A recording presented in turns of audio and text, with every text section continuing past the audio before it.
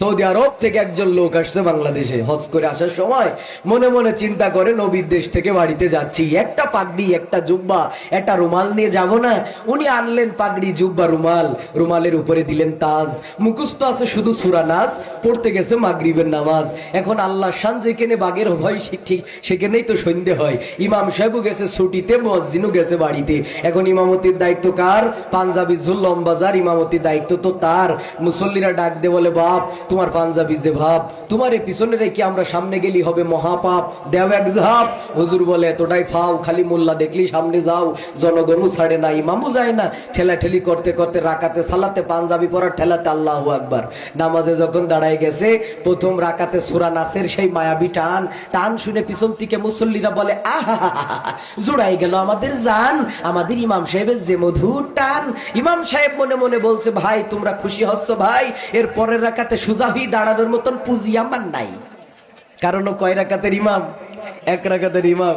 ওই দুই সিজদার মাঝখানে তো এক তাসবিহ পরিমাণ বসতে হয়। ইমাম সাহেব মাথা উঁচু করে দেখে রেলিং এর যে ফাঁকটা, কোন রকম বাহির হবে মাথাটা, অবশ্য শুলে যাবে একটু পিঠটা, এছাড়া তোর কপালে আর কোনো উপায় নাই, কারণ ও যে এক রাকাতের ইমাম।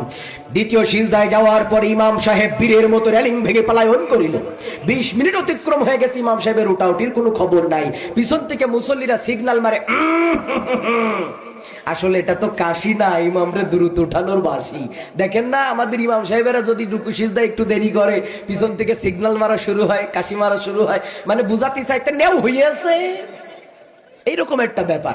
20 মিনিট হয়ে গেছে, ইমামের উঠাউটির কোনো খবর নাই। পিছন থেকে এক মুসল্লি চাচা ডাক দিয়ে বলে, ইমাম সাহেব তুমি ওঠো বাপ, আমার ওযু যাই যাই ভাব। তারপরে ইমাম ওঠে না, সারা শব্দ নাই, ব্যাপারটা কি? আর এক চাচা ডাক দিয়ে বলে, আল্লাহ, জীবনে বহু হুজুরের পিছনে নামাজ পড়িছি, এইরকম বিপদে যেন কোনোদিন না ফেলে।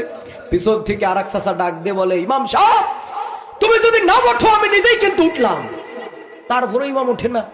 এক শিক্ষিত ব্যক্তি এক পিচ্চির মাথা উঁচু করে কয়, খুকা তুই ছোট মানুষ, মাথাটা উঁচু করে দেখতো, ছাতা মরে গেল না, স্টক করলো। ওর যদি হায়া লজ্জা থাকতো, ওর যদি বিবেক থাকতো, ওর এতক্ষণ ইমামতি ছেড়ে দেওয়া কথা ছিল, ইমামতি ধরে রাখা কথা ছিল না। পিচ্চি মাথা উঁচু করে দেখে রেলিং ভাঙা, মেম্বার ভাঙা। ডাক দিয়ে বলে, ওঠেন কাকা। ও কিয়ামত পর্যন্ত সিজদায় পড়ে থাকলেও আল্লাহু আকবার বলে তোলার লোক নি সামনে। ওঠেন ওঠেন ওঠেন।